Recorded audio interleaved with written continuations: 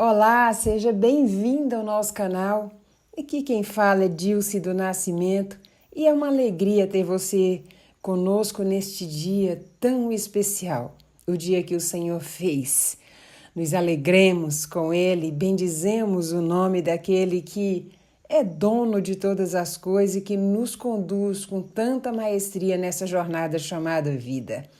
Hoje falaremos sobre uma temática tão necessária, sobretudo nos dias atuais, a fé que conduz ao sobrenatural. Nosso texto de referência está no livro de Marcos, o capítulo 5, o versículo 28, que diz: "Por que pensava, se eu tão somente tocar em seu manto, ficarei curada?" Uma história tão conhecida fala da mulher do fluxo de sangue. Aquela mulher que já padecia de uma enfermidade há 12 anos, havia gastado tudo que possuía, mas ainda não tinha sido curada. Interessante que o capítulo 5 do livro de Marcos não traz apenas a sua história. Nós encontramos nos primeiros versículos a história do Gadareno, um homem que vivia atormentado por uma legião de espíritos, tido como um louco naquela região. Ora, estava acorrentado, aprisionado, e não havia quem pudesse então lhe ajudar. Essa história está descrita do livro de Marcos, no capítulo 5, dos versículos 1 ao 20. Um homem que tinha uma necessidade de passar por um processo de libertação espiritual. A Bíblia diz que Jesus então cura aquele homem, porque ao se aproximar, ele começa a gritar: "O que tenho eu contigo, Jesus?" E aí Jesus pergunta quem está ali, eles afirmam que são legiões, e Jesus então dá uma ordem que aqueles espíritos atormentadores vão para os porcos, e aqueles porcos são lançados nos precipícios. Por causa daquela acontecimento, as pessoas daquela região querem que Jesus vá embora. Mas no momento em que Jesus está entrando no seu barco, ali está aquele homem. O homem que um dia foi atormentado, banido, porque vivia à margem da sociedade por conta da sua situação de prisão, de escravidão. Agora chega Jesus e pede Jesus para o levar junto. Mas ele diz: "Volte e vai para a sua casa."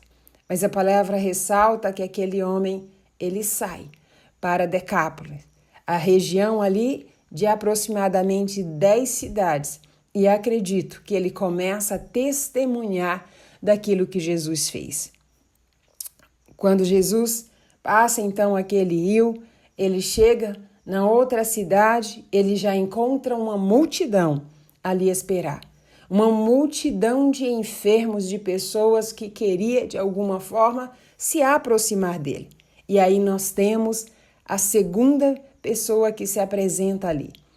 Um homem que tem uma filha que está doente em casa, à beira da morte. Esta menina, então, tinha uma necessidade, a restauração da sua vida. Interessante que o seu pai era um homem importante das sinagogas e vem até Jesus para pedir-lhe socorro. Mas enquanto ele está ali a conversar com ele, Jesus para de repente, estarrecido, num tom de que me pegaram de surpresa, e diz: "Alguém me tocou." E os discípulos provavelmente têm olhado para ele e dito: "Mestre, existe uma multidão aqui te cercando e você para perguntar quem te tocou?" E Jesus responde: "Sim, alguém me tocou. Alguém me tocou de uma forma diferente, porque ao me tocar, sai o poder de mim." Então, entra a terceira pessoa nessa história, de Marcos capítulo 5, a mulher do fluxo de sangue. Então ela olha para Jesus e diz: fui eu que te toquei. Acredito que imediatamente ela começa a contar ali a sua história e a dizer: Jesus, eu não queria te incomodar. Jesus, eu não queria te deixar impuro. Jesus, a minha única razão por estar aqui é que há 12 anos eu busco por algo que ninguém foi capaz de me dar. Jesus, eu já gastei tudo que eu tinha. Eu já gastei com os médicos, com ofertas para os sumos sacerdotes. Tudo que eu podia fazer, eu já tentei fazer, eu já fiz. Mas não houve nada capaz de me trazer o que eu tanto preciso. Ela tinha uma necessidade de uma cura física. E aí Jesus, então, libera aquela mulher, né? Imagino daquele momento difícil, medo, receio de ser confrontada, e ela tem a sua vida totalmente restaurada. Vale destacar que a doença daquela mulher não era só uma doença física. Imagine você, uma mulher com um fluxo menstrual por mais de 5 dias, ela já tem uma queda significativa dos seus hematócritos, das suas hemoglobinas, levando o seu corpo provavelmente a sentir o que a gente chama de astenia, fraqueza muscular, e fora isso, a sensação de desfalecer dia após dia, pois ela já estava há 12 anos. Naquela época, uma mulher no período menstrual, ela era considerada impura. Então, além da enfermidade física, as suas emoções estavam totalmente abaladas. Por a questão de ser considerada então impura, ela já não poderia ter relacionamentos sociais. Havia um acometimento físico, emocional e social. Imagine o que é viver em uma situação como essa. Mas aquela mulher se encontra com Jesus e ativa a fé ali do sobrenatural. E essa palavra, ela não termina hoje. Ela será realmente uma série de palavras, porque ao meditar sobre ela, ao tentar esboçar aquilo que o Espírito trazia ao meu coração, eu cheguei à conclusão que esta temática, ela não pode ser abordada de uma única vez. Ela é uma temática inesgotável, mas darei continuidade em outros momentos. Mas hoje eu quero focar a parte mais conceitual da palavra fé. Eu quero trazer para nós os tipos de fé e também aonde a nossa fé é fundamentada e quais as implicações dela na nossa vida e como podemos então viver de modo que a nossa fé nos conduza ao sobrenatural. Durante esse ano, eu tenho destacado que o despertar do sobrenatural é o tema-chave para nossas igrejas, internacionalmente falando, para as Paz Church de todo o mundo. Mas é importante frisar mais uma vez que a palavra sobrenatural, ela significa dizer que há uma intervenção divina, uma intervenção de Deus, algo que somente Ele pode fazer e que transforma, né, a nossa vida, a nossa história, aquilo pela qual nós estamos orando. Então vamos para a primeira parte dessa mensagem, o conceito de fé. O conceito de fé, biblicamente falando, é dizer que, ora, a fé é a certeza daquilo que esperamos e a prova das coisas que não vemos. Pois foi por meio dela que os antigos receberam bom testemunho. Essa definição está no livro de Hebreus, o capítulo 11, o versículo 1. Então, quando Paulo ele afirma que a fé é a certeza daquilo que esperamos e a prova das coisas que não se vê, ele está dizendo: a fé para muitos parece cega. A fé para muitos parece loucura. Mas a fé, ela nos faz ver além. Ela nos faz ver que aquilo que nós estamos desejando, aquilo que nós queremos, nós já vemos acontecer pelos olhos espirituais. Amém? Bill Johnson, ele diz que fé o andar pela fé é viver de acordo com a revelação que recebemos em meio aos mistérios que não podemos explicar. Ele afirma ainda que a fé não nega a existência de um problema. Ela nega ao problema um lugar de influência. Quantas vezes nós vemos pessoas tão desesperadas diante de problemas, às vezes até pequenos. Mas quantas vezes nós também vemos pessoas diante de problemas que parecem invencíveis e elas não são abaladas. Representa bem o que o Bill Johnson diz. A fé não nega a existência de um problema, mas ela nega ao problema um lugar de influência. Que eu e você possamos ativar a nossa fé.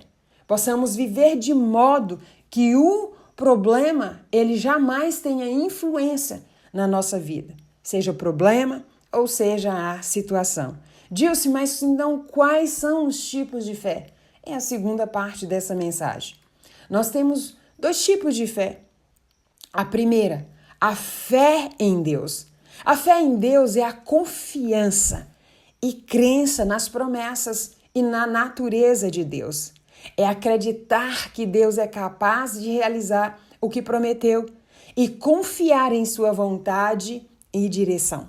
É aquilo que nós alimentamos ao longo da nossa caminhada, né? As crenças, a parte racional de que Deus, ele é fiel para cumprir aquilo que ele prometeu.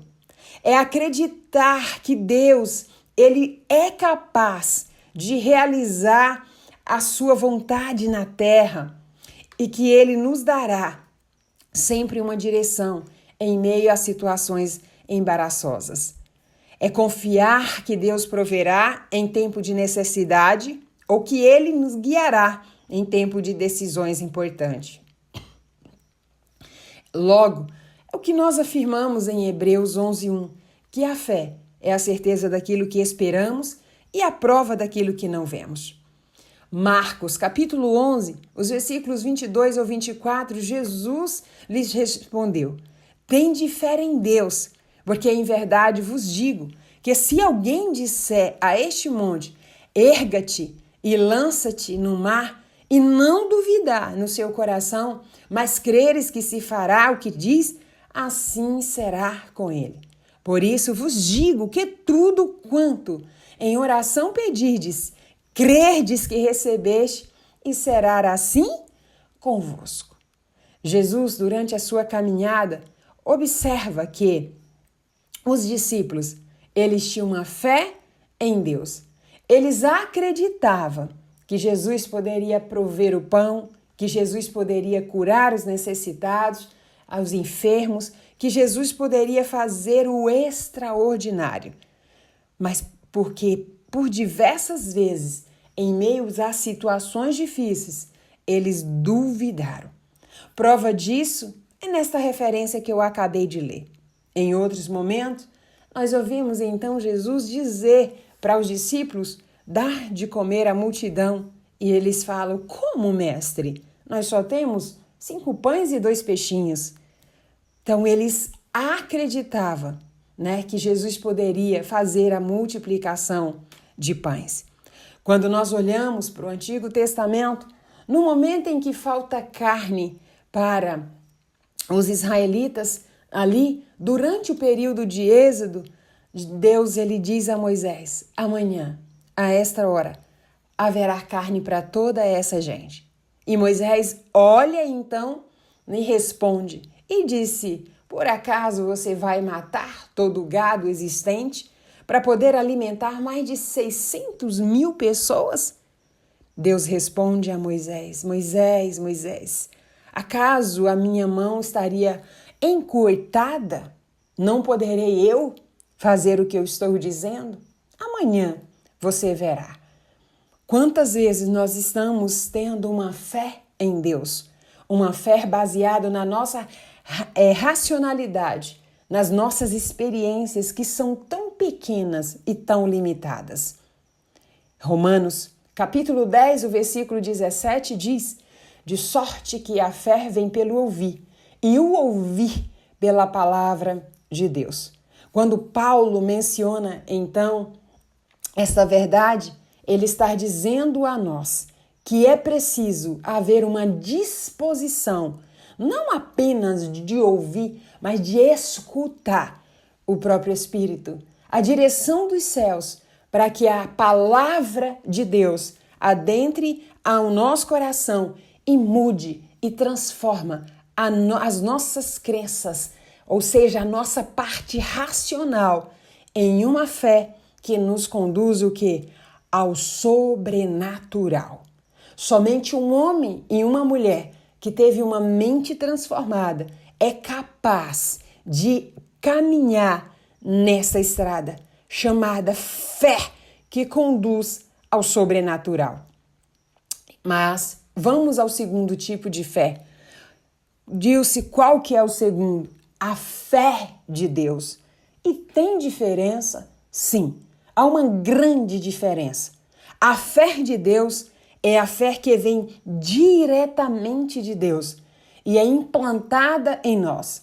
É a capacidade de ver as coisas agora na perspectiva de Deus.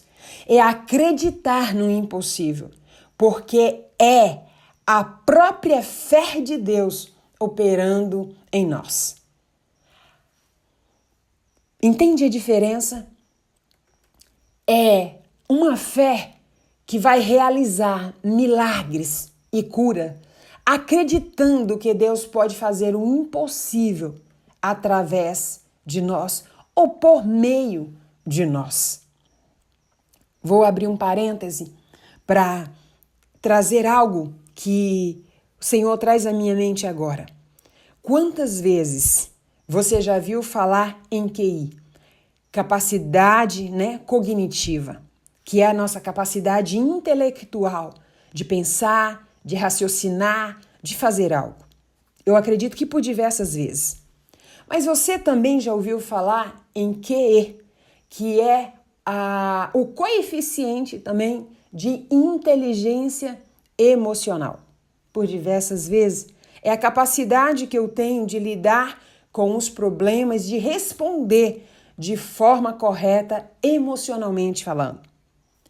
Não sei se você já ouviu em QP, o coeficiente de positividade. Seja positiva o máximo que você puder, porque a positividade levará você a resultados extraordinários.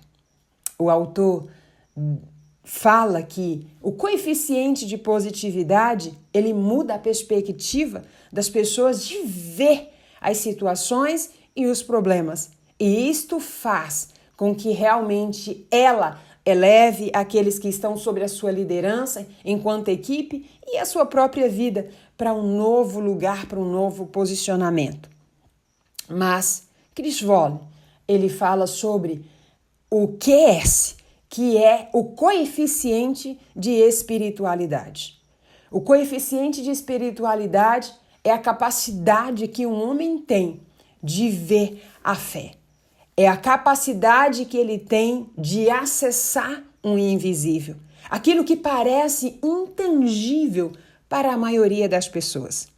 Eu diria que um homem que desenvolveu o QS, o coeficiente de espiritualidade, ele foi impactado de sobremaneira pelo próprio Deus, por meio do Espírito Santo, que ele vive agora, não baseado no QI, num coeficiente de intelectualidade, ele vive não mais baseado em um QE, um coeficiente, de inteligência emocional, ele não vive mais baseado num QP, num coeficiente de positividade.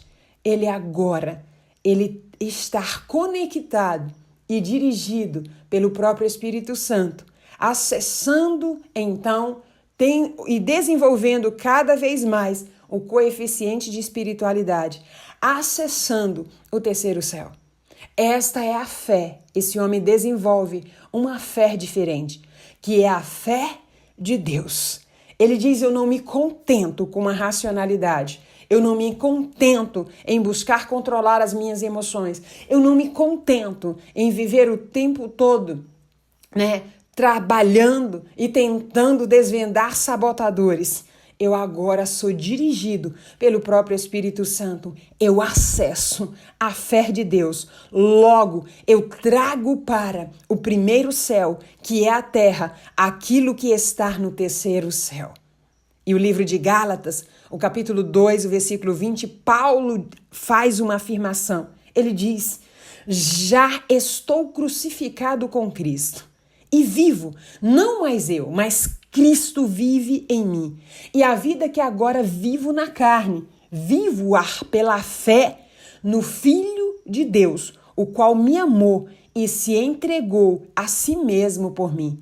Ele está dizendo: a partir de agora, eu já não quero mais viver com apenas uma racionalidade humana, uma intelectualidade.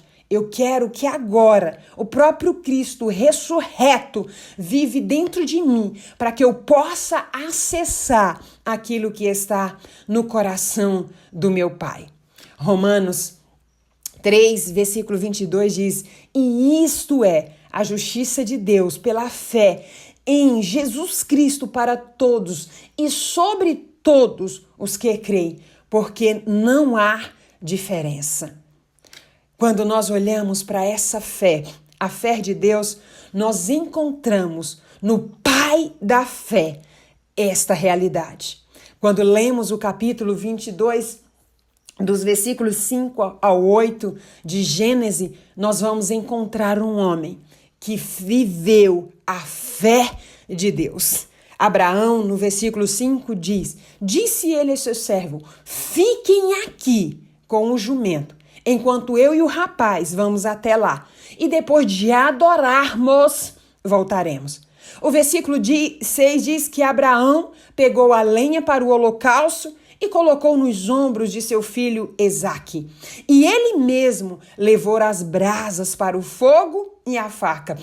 E caminhando os dois juntos, Isaque disse a seu pai Abraão: meu pai. Sim, meu filho, respondeu Abraão. Isaque perguntou: as brasas e a lenha estão aqui, mas onde está o cordeiro para o holocausto? Versículo 8. Respondeu Abraão: Deus mesmo há de prover o cordeiro para o holocausto, meu filho. E os dois continuaram a caminhar juntos. Neste momento, Abraão disse: Deus, meu filho, vai prover o cordeiro. Porque Abraão acreditava. Abraão tinha uma convicção tão forte dentro de si de que Deus mandaria o cordeiro. Ele acreditava também que se ele tocasse no seu filho, Deus era poderoso para trazer o seu filho de volta. Tamanha era a fé desse homem. Paulo diz que isto foi imputado por justiça a Abraão, porque ele creu mesmo sem ver. Esta é a fé que conduz ao sobrenatural. A fé que faz com que aquilo que somente o próprio Deus pode trazer à existência vai acontecer. É a fé que Abraão teve.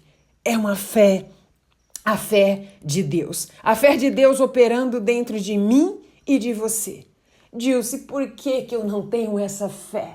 Por que eu não consigo ter essa fé? Vamos para a terceira parte dessa mensagem, a fundamentação da nossa fé.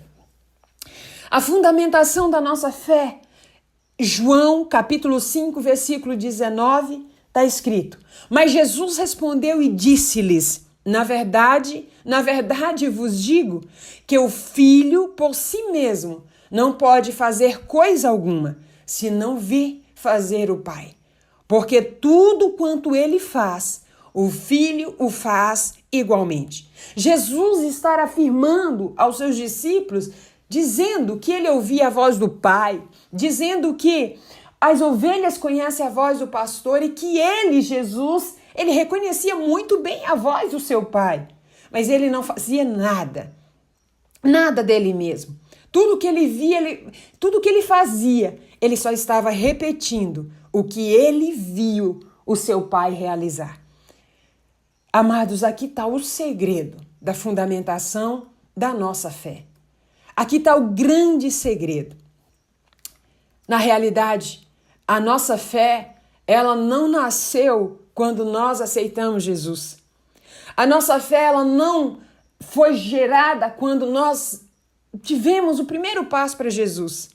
Quantas pessoas nós vemos diariamente que não costuma estar dentro de uma igreja, que nunca foi à frente confessar Jesus como Senhor e Salvador da sua vida, e são pessoas que falam de fé e que vivem também por meio da fé.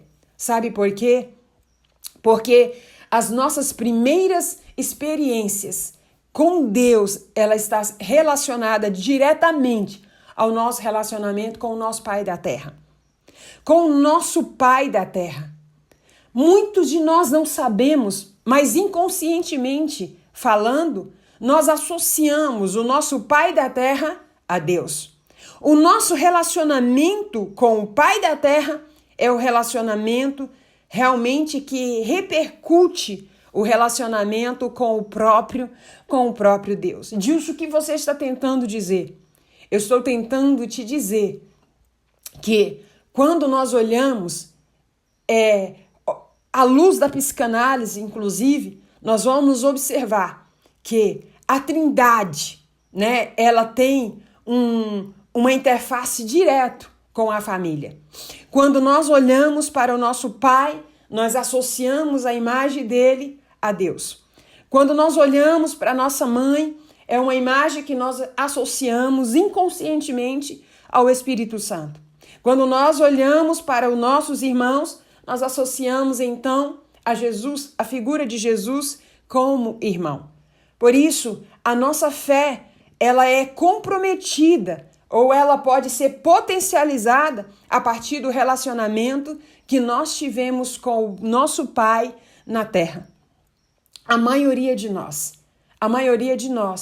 por mais que tenhamos tido um Pai maravilhoso, um Pai que supriu as nossas necessidades, um Pai que fez além do que nós pudéssemos imaginar, cada um de nós carrega, então, ali uma imagem de um Pai, né? Mas, com certeza, esse Pai falhou. Eu, particularmente, sempre que eu falo de Pai, e o meu relacionamento com Deus foi construído assim, de um Pai distante, porque eu tive um Pai ausente, eu tive um Pai que não me aceitou, um Pai que durante toda a sua vida olhava nos meus olhos e dizia: você não é minha filha, você não é a minha filha. E durante muito tempo, na minha jornada, principalmente o início dela, por mais que eu tinha um relacionamento com a palavra, eu lia a palavra, mas eu não conseguia interagir com Deus da forma que eu deveria. Até que eu tive clareza que eu associava o meu Pai da terra ao meu Pai do céu.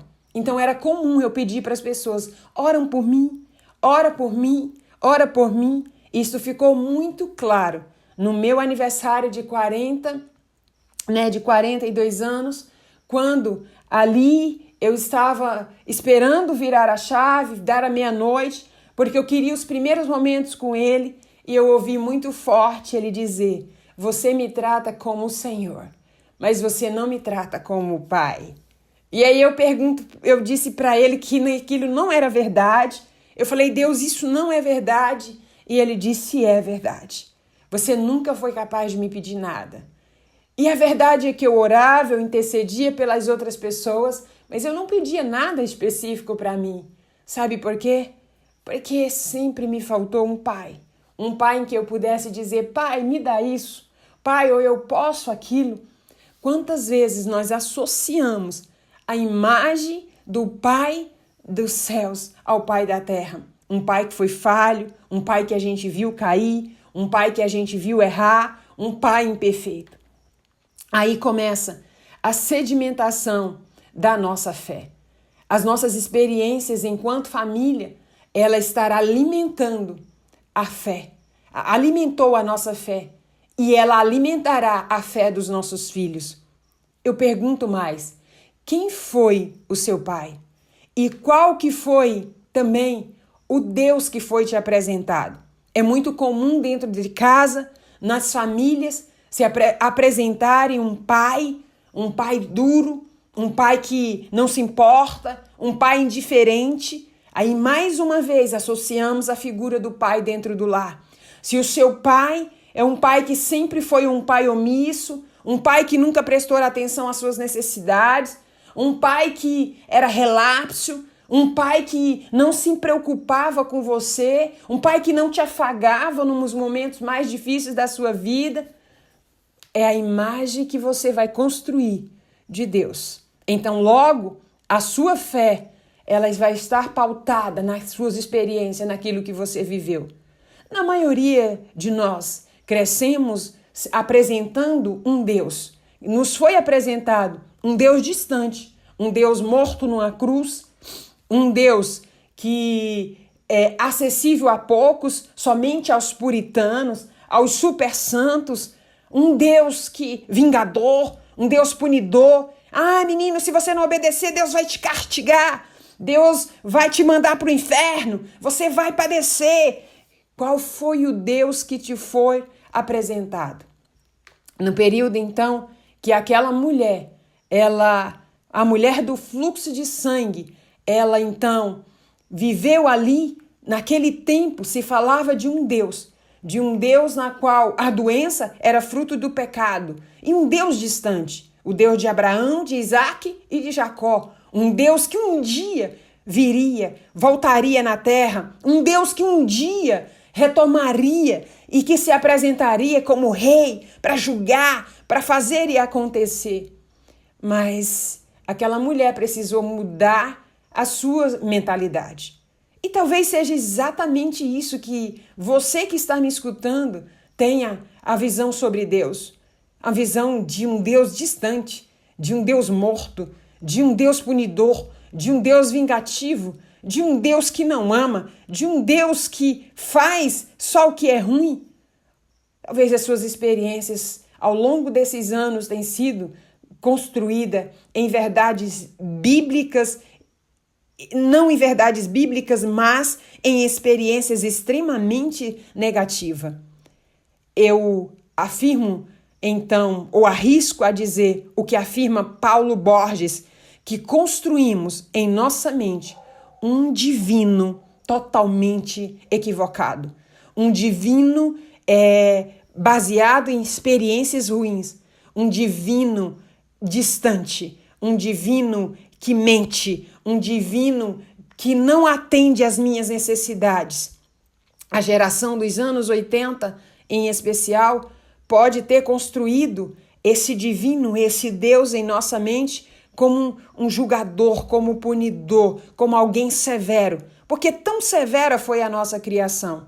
Mas nós também incorremos num grande risco da geração agora presente, dos anos presentes, construir um divino que é laissez-faire, um divino relaxado, um divino que faz o que eu quero, um divino que eu posso fazer da forma que eu bem quiser, de uma forma irresponsável, de uma forma não respeitosa e não honrosa. Dilce, aonde você está querendo chegar? Eu estou querendo te dizer que o divino construído em sua mente pode estar totalmente contrário àquilo que é a verdade bíblica. E isso faz com que você tenha uma fé hoje limitada, baseada a condicionamento humano. E esta fé, ela te distrai. Essa fé, ela te impede de te levar para o sobrenatural. É preciso destruir o divinamente. O que você está tentando dizer? Divinamente, eu estou tentando te dizer que a sua mente está te engabelando. A tua mente está te sabotando, porque o divino que você construiu ao longo desses anos pode estar totalmente equivocado. Por isso você não vive uma fé sobrenatural. A fé de Deus em você. É preciso destruir o divinamente. É preciso destruir aquilo que você construiu ao longo dos anos. Essa mulher, quando ela ouviu o testemunho, e aí eu volto para o Gadareno, o primeiro homem da história, o primeiro personagem de Marcos 5, aquele homem que vivia à margem, que vivia possesso por legiões de demônio, aquele homem que vivia aprisionado. No momento em que ele foi liberto por Jesus, aquele homem chegou a Jesus e disse: eu quero ir com você, eu quero anunciar esse evangelho. Esse evangelho que muda a história. Mas Jesus olha para ele e disse: volte para os da sua casa. Porque os da casa dele precisava ter o divinamente destruído. Precisava ter a imagem daquele Deus totalmente destruída. Porque eles agora teriam na sua frente o real, algo tão impactante que destruiria para sempre o que eles construíram ao longo dos anos. A sua fé, a da fé em Deus, da fé no Messias que viria, seria agora uma fé, a própria fé de Deus vivo dentro deles, mudando a realidade local. Foi essa fé e esse testemunho, porque esse homem saiu e passou a anunciar Jesus às 10 cidades mais próximas daquela região. E esse testemunho, é o poder do testemunho, chega até aquela mulher e faz com que aquela mulher tenha as últimas forças, resgate as últimas forças e corra e diga: se eu tão somente tocar nas suas vestes, eu serei curada. Amados, a grande fé não vem de um esforço, mas de uma grande rendição. Destrua o seu divinamente para que você possa ter a fé de Deus operando dentro de você, como a mulher do fluxo de sangue. Aí sim, essa fé te conduzirá ao sobrenatural. Qual é a sua necessidade hoje? Qual é o milagre que você está esperando? Deus abençoe a sua vida. E fica comigo. Até a próxima, porque falaremos sobre a sua ação para ter e desfrutar desta fé que move o sobrenatural. Deus abençoe sua vida.